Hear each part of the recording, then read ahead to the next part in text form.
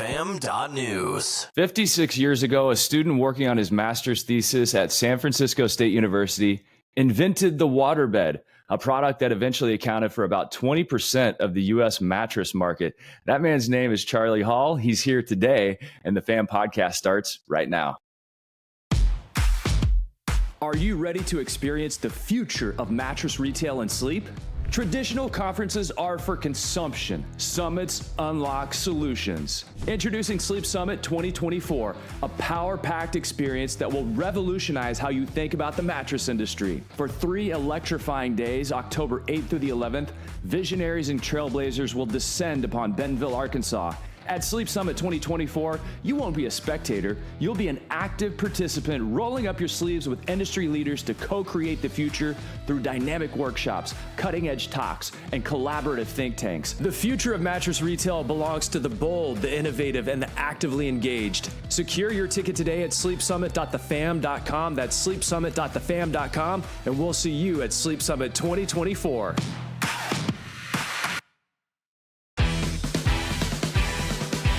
Welcome to the Fam Podcast with Mark Kinsley. This is where the best in the bedding business get even better. Welcome to the Fam Podcast. I am so excited that after almost 600 podcast episodes, somehow this show has found its way to Charlie Hall. Charlie, thank you so much for being on the show. Now, to start off with, we got connected because my friend Todd Youngblood is your nephew. Tell us about your relationship with Todd, who's an amazing inventor in his own right. Yes, well, Todd is my nephew for sure. And Todd actually, when he graduated from college, I had a company that made camping and outdoor gear, and he joined and worked for me for a while. And we spent a lot of time together in California before he moved on to some other projects. So let's go there for a minute, because obviously we're going to get into the genesis of the Waterbed and what that did to the U.S. mattress market and the cultural implications there. But you took your knowledge and your expertise and your design philosophies, and you've made a lot of other products, including the summer shower, and you've been involved in inflatable kayaks. What business was Todd working on with you at that time? What were you making? That was the company called Basic Designs. It was camping and outdoor gear, and it made actually camping mattresses, outdoor sun showers, accessories for boating and sailing, and a lot of small camping items. And later it was acquired by a company called Stearns, which was part of the K2 group at the time, which later was purchased by Coleman. But he was involved before I sold the business, and he actually moved on and did work for Stearns in Minnesota after that.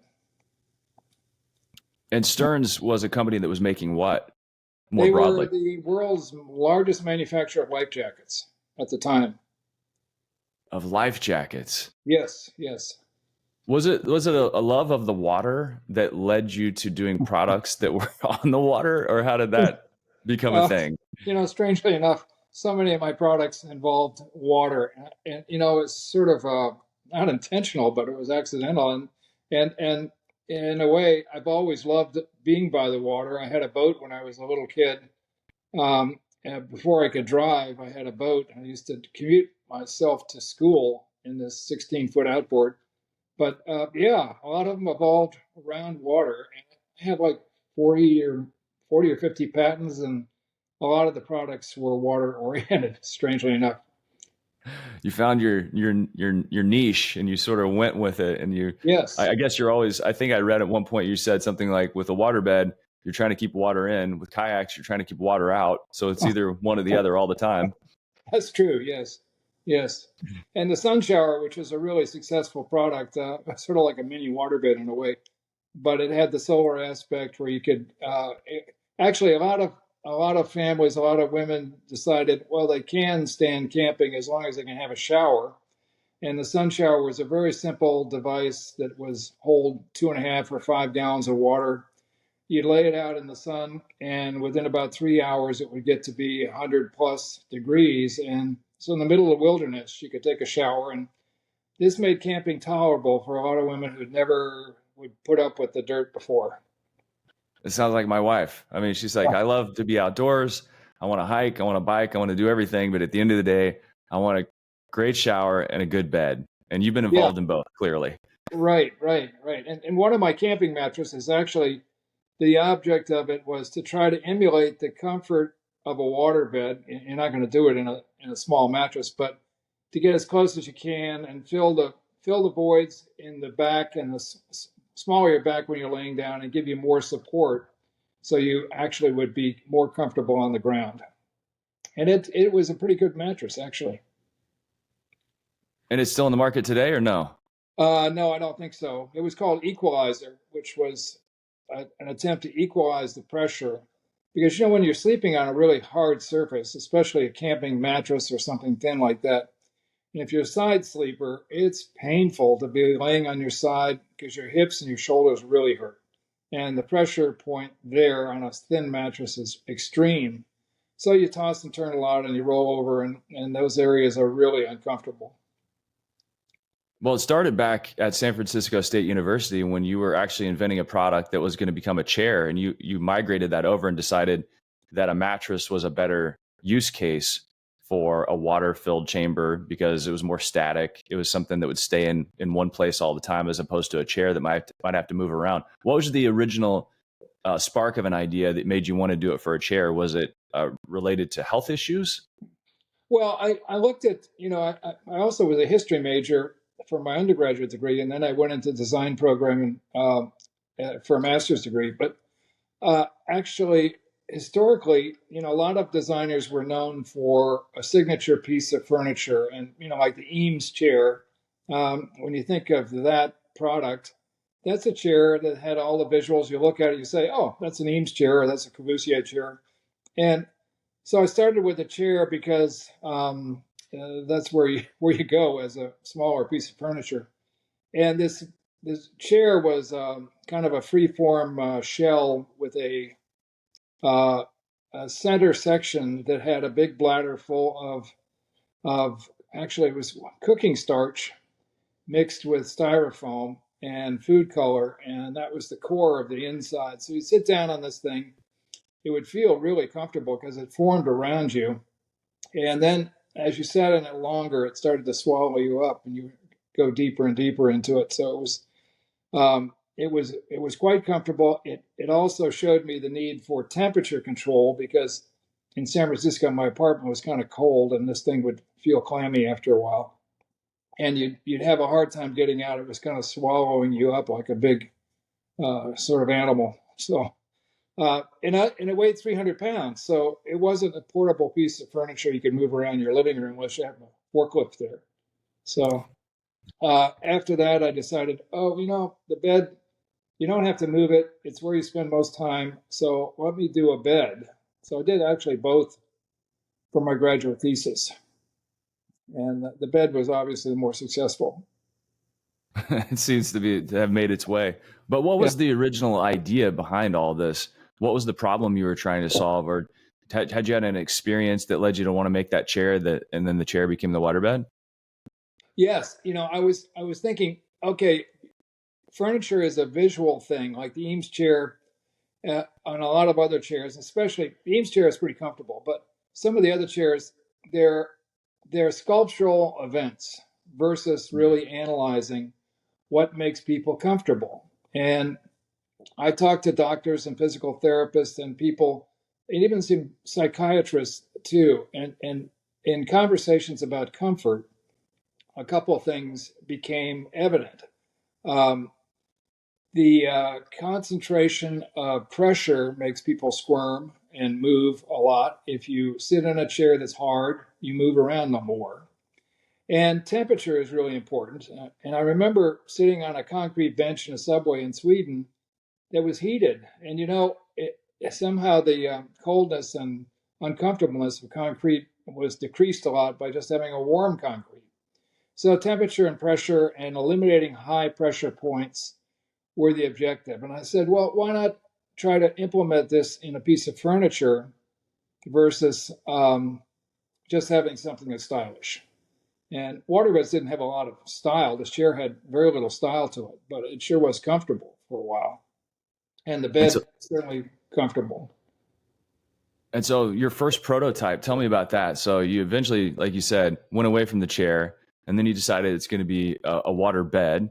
Right. And what was that comprised of? What were the components? How did you get that put together in a way that would hold water and hopefully, not swallow you up like the starch did?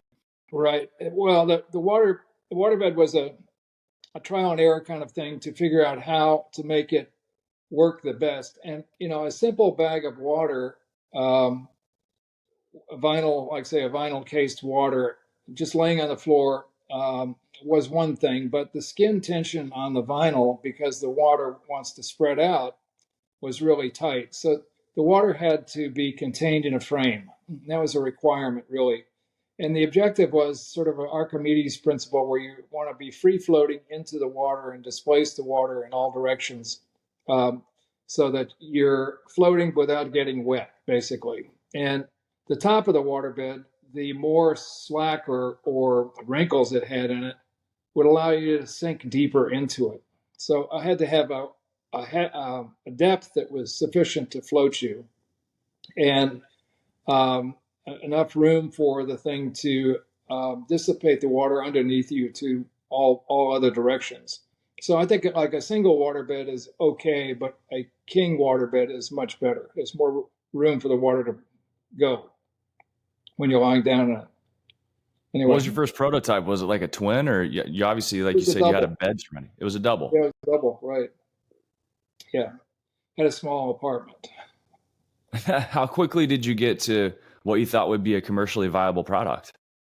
It took a while because one night on it,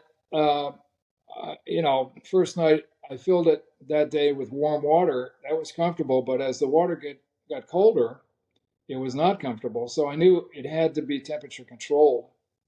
And working out a heating system took a little while. Originally, I had something that had a pump that would move the water through a heat exchanger and back into the mattress.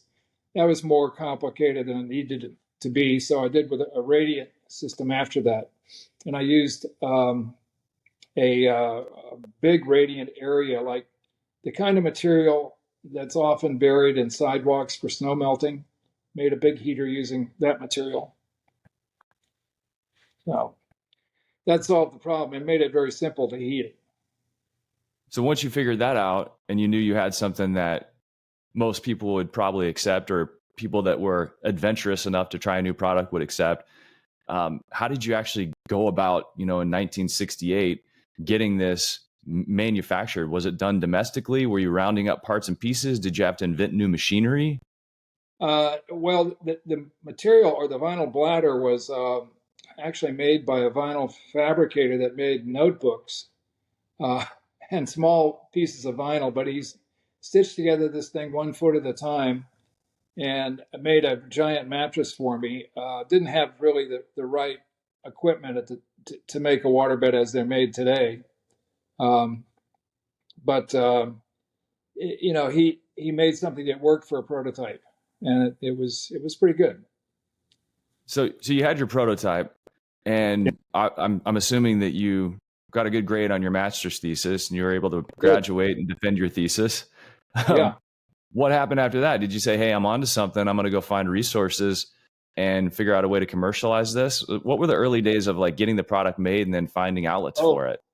Well, the first public showing was actually at a art gallery, and the first product that showed at the art gallery is I designed a something called the pleasure pit, and this was a giant 8-foot square, very extra deep waterbed for lounging in your living room, and to be a multi-purpose piece of furniture that you could you sleep on, lounge on, do anything on. And this was to be the only thing you needed if you had a studio apartment. So the that product showed the pleasure pit in a art gallery in San Francisco in August. Yeah, and the show was called The Happy Happening. a very 60s thing with kinetic light show and all kinds of mobile sculpture and things there. It was wild, and it was a big hit. The show was held over an extra month, and it made a lot of press actually at that time. So I really got a jump start from that. Although strangely enough, no one bought it. Then I went off to teach art for a year, and I came back and decided I wanted to pursue this, and I wanted to have exposure to a major mattress company. So I wrote letters to the three biggest ones at the time, describing it in a functional sense. No interest. Anyway, and then I started with another partner, and we started making them in a small way in a little warehouse in Sausalito, California. Wait, so who were the major mattress manufacturers at the time? Who were the big three? Sealy, Simmons, Serta. Okay. Sealy, Simmons, Serta, crickets on the other end, huh? Right. Okay, and, letter went out, no response. Who is this kooky guy and what is this all about? I didn't describe it with water in or anything. I just said, how would you like a mattress that eliminated pressure points and could take care of all those other ills? And no interest. So you rounded up some friends and you open up a small factory in Sausalito, and you make your first round of products. How many did you make out of the gates? Was it 10? Was it 20? Oh, we're making one at a time, and they had a interesting redwood frames on them. They were kind of a Japanese modern kind of look to it. And some people heard about it word of mouth, and we had some that we made for. One of the Smothers brothers bought one early. He lived in Mill Valley, I believe, at the time. And someone from the Jefferson Airplane, we sold one to them. And we had a contemporary furniture store in San Francisco that actually agreed to put it in their showroom. And fortunately, they were going to put it in the basement, but it wouldn't fit through the door to the basement. So it ended up in the front window. And at lunchtime, people would come and frolic in it. And Herb Cain, the local columnist in the San Francisco Chronicle, would write about who's frolicking on the waterbed today. So a great bit of press early on.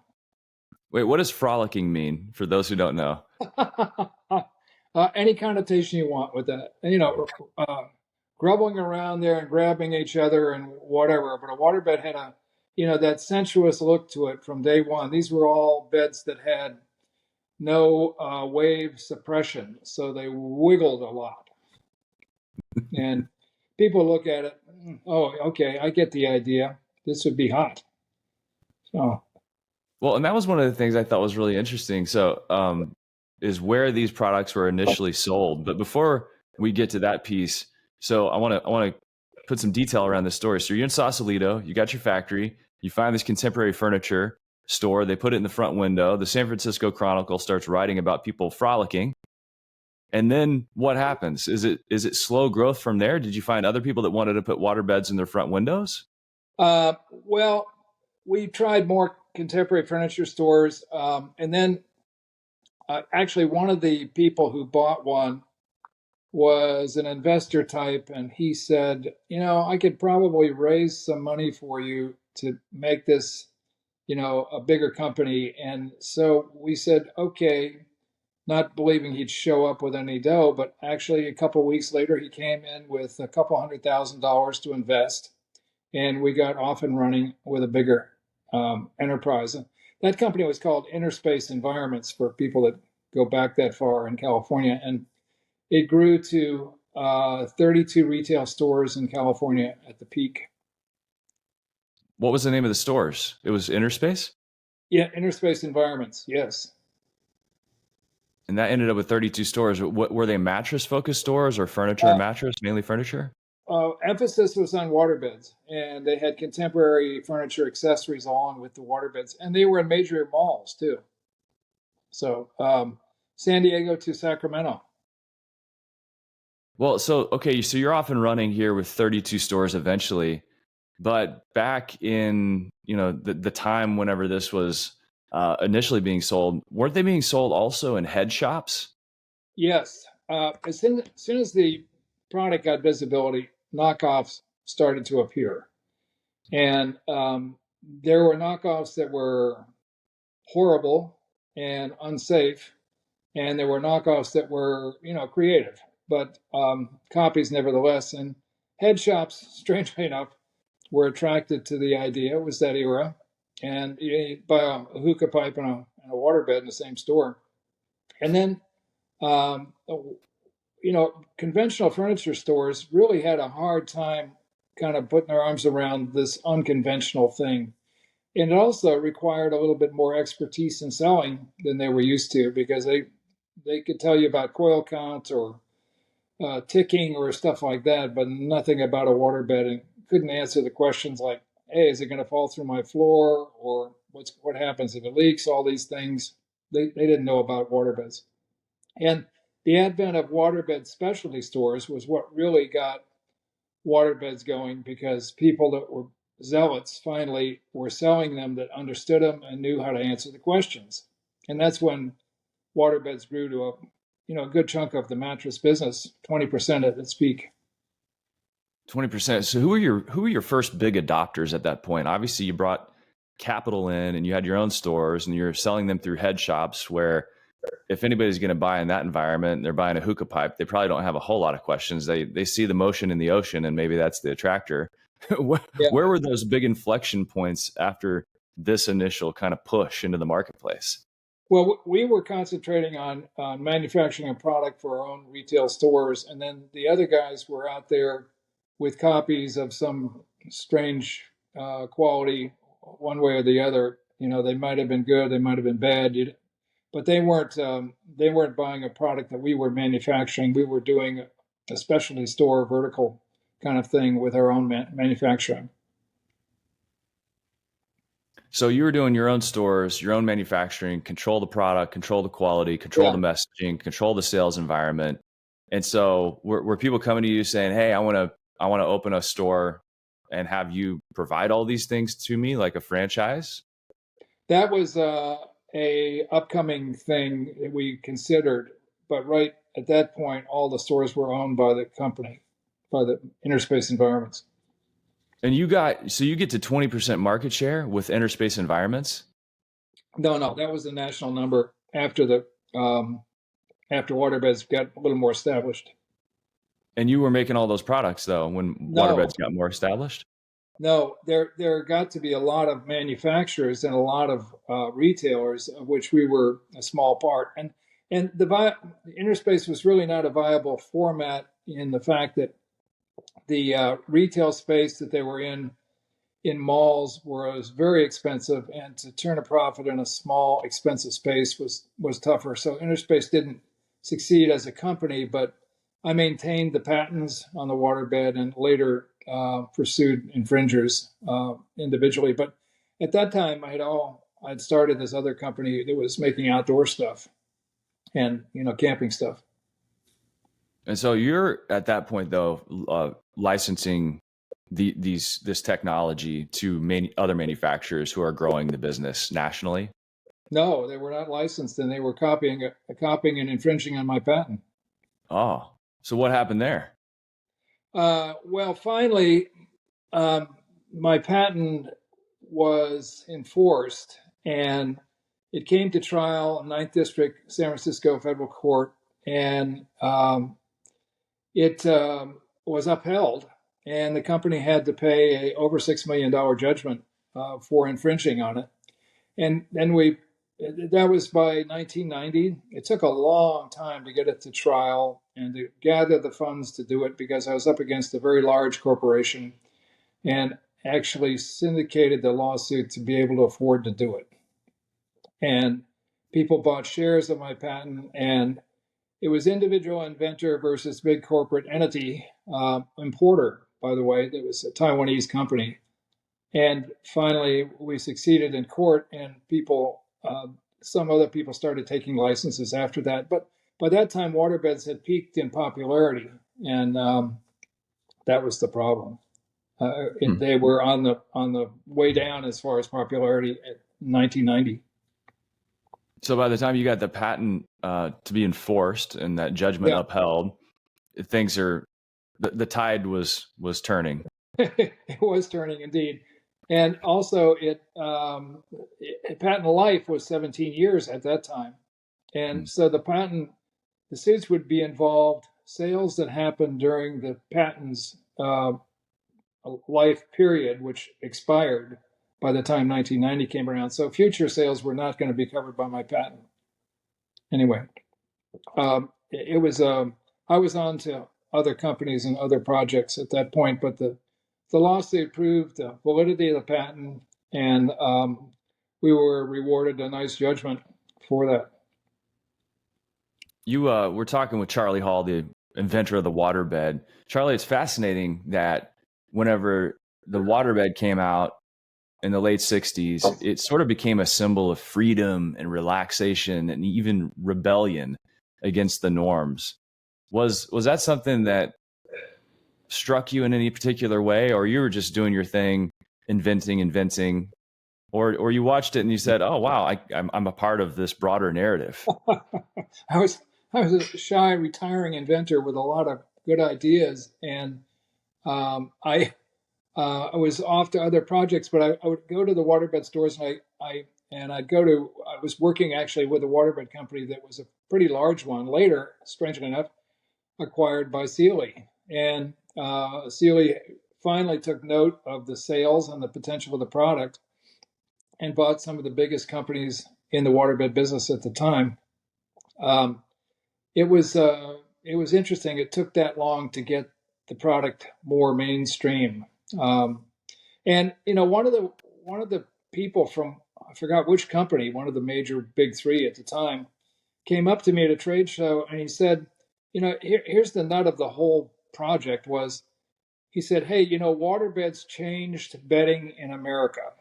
And he said that knowing from the inside, he said, waterbeds changed bedding in America because waterbeds, before waterbeds, it was firmer was better, coil count, all these crazy things about the damask and this and that. And the old firmer is better thing was really no more.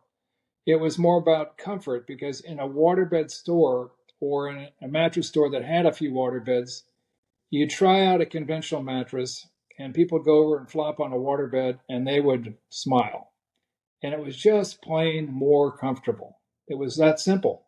And the temperature aspect added to it, because you lay down on a warm surface, you don't have to warm it up with your body. If it's in a chilled room, you have to, you feel relaxed, your muscles expand, and you fall asleep faster on a waterbed. And sleep studies showed that.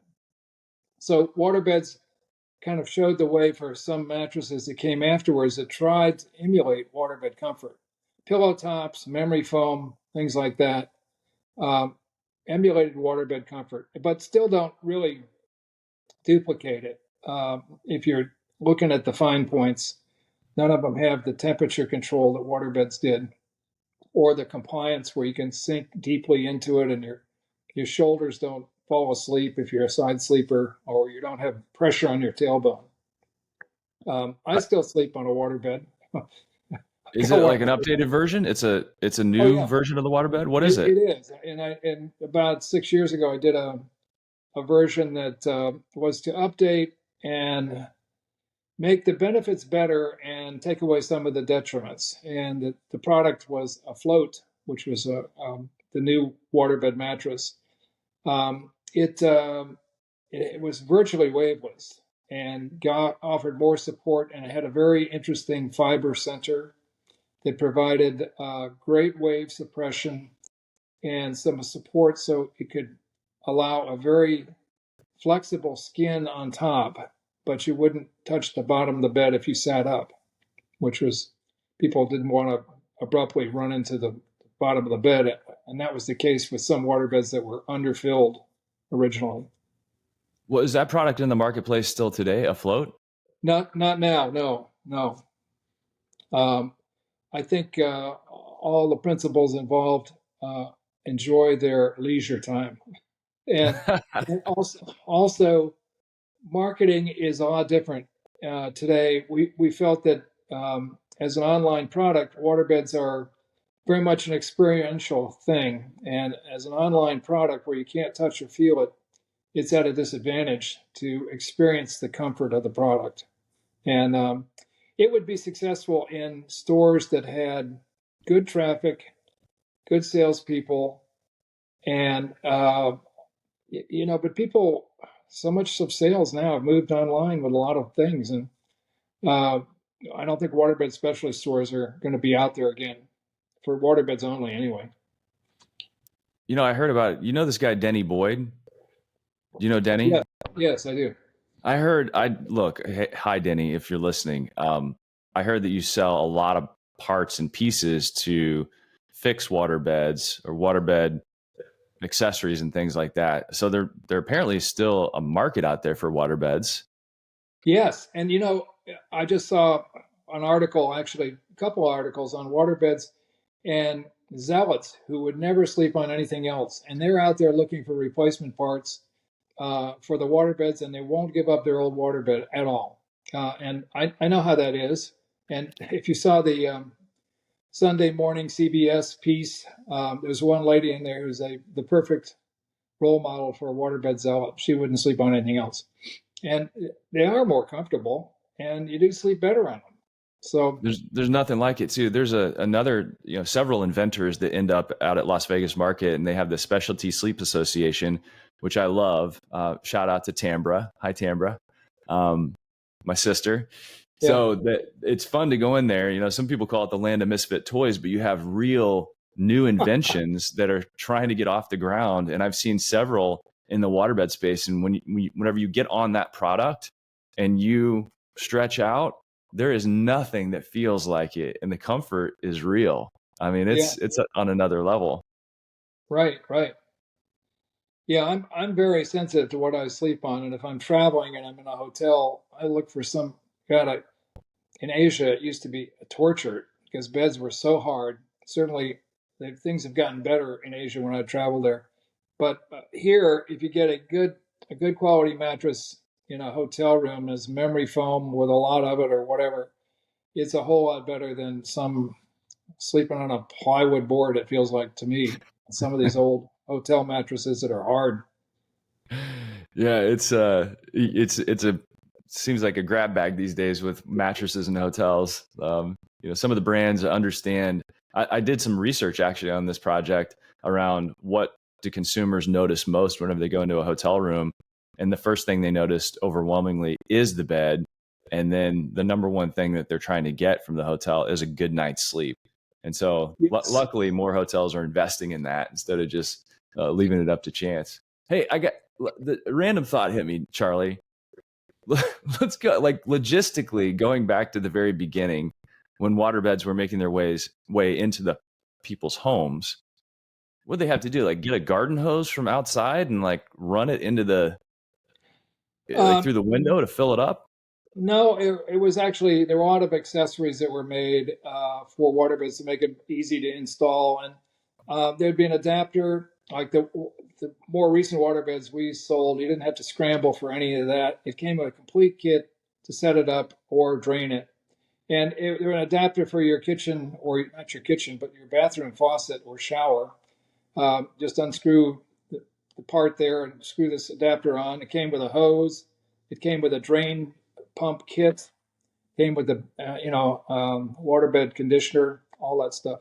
Not hard to set up at all, really. But I think certainly more effort to move a waterbed than a conventional mattress. If you're going to move to a new house, some people may require someone to come in and drain it for them and help them with it. But that was a detriment to the product, but not a big deal. It's the giant pool table of bedroom furniture. Yeah, it's not going to be super light, no. But wrestling, if you ever wrestled a memory foam king size mattress with no handles on it, it's like a giant sumo fat lady or something. It was awful. Plenty of people, myself included, have gotten stuck in stairwells trying to move all latex mattresses. Right. They just noodle over on top of you, and that's it. Yeah, no, not light at all. What's your take, Charlie, on the state of sleep in the mattress industry and consumer preferences towards sleep. What's your observation now that you've had this storied history being involved in the mattress and sleep space? I'm encouraged by the trend that conventional mattresses have taken to being more comfortable and got away from this old boardy kind of feel. And some of the products out there are really pretty good and very comfortable. They're not up to Waterbed standards in my taste, but I'm biased. And but they're certainly have gotten more comfortable over the years. Yes. That is encouraging. Yeah, it's one of those things too where the advent of the adjustable base and the rise of the sale of those products are adding, new conformability and personalization and things like that. Yeah. I look at like your origin story too, and I think it's pretty fascinating whenever I look at some of the products that have sputtered along and not done really well, and then what led to them doing well. One of them is I think about purple gel. I was actually working at Leggett and Platt, and I was in charge of marketing that gel when we had the license for it. And it took them putting some really good marketing and going direct to consumer with that product, and it became purple, of course.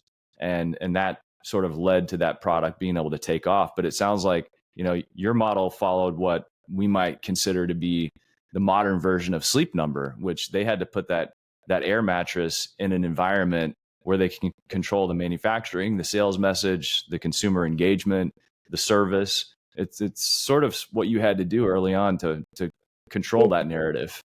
Good example. And they have great marketing, and going into one of their stores is a very comprehensive thing. And to sit there and lay on the bed that has the video on top of it, you can look up at this video, and they tell their story. It's a great set of details that come out there, and good marketing and specialty store concentration. Some of the advent of things that are certainly better in beds now, like the stiff ticking of days ago, all this damask stuff that didn't stretch. You don't see that much now. It's all stretch knit stuff, and it's so much better than the old stuff for comfort. Couldn't agree more. Yeah, being able to ride down into the unit and take advantage of the comfort materials that was completely undone with the damask and that dead English feel. Right. Exactly. Yeah. Charlie, what else are you seeing out there these days? What are you working on? You're not a guy that's hanging up the cleats and leaving the field, obviously. I mean, what are you seeing? What are you working on? What's new for you? Well, I did enjoy 5 weeks on my boat this summer. That was great. But my mind is always active about little products that I could do. Nothing that is that I want to get start another business with necessarily, but I really enjoy working with Todd and having my ideas. Fertilizing my brain with new ideas and trying to help him with his products. It's a lot of fun, and I look forward to more of that. Anything you guys can talk about now or tease for us on the product side? I'll let Todd take it from there about explaining his new product. It's kind of exciting, and I'll watch for that and the improvements on it upcoming. And I have a feeling it's going to be very much related to one of the two things that you talked about, which were the pressure relief and temperature. And with Chili Pad and Chili Sleep and Sleep Me and all the products that Todd and Tara have worked around in the cooling and heating space and been wildly successful, I have a feeling it's going to go down that path. Yes, and the nice thing too is that in today's mattress environment, you can monitor how your sleep was either with your watch or have a sleep sensor in my bed that will tell me how many wake ups I did and how much deep sleep and how much REM sleep. It's the beauty rest thing, I believe, and it's quite amazing how accurate it is. Anyway. And I'm guessing, Charlie, since you still sleep on a waterbed, your sleep is going to be much better than the average American. I would say so. Yes. Well, Charlie, thank you so much for being on the FAM podcast here. I love just having a chance to talk about different stories that have had not only significance in the mattress industry, but culturally much broader than that. and you're the man behind that big movement. So thank you so much for being on the show and sharing your story with us. Great. It's my pleasure. Thank you.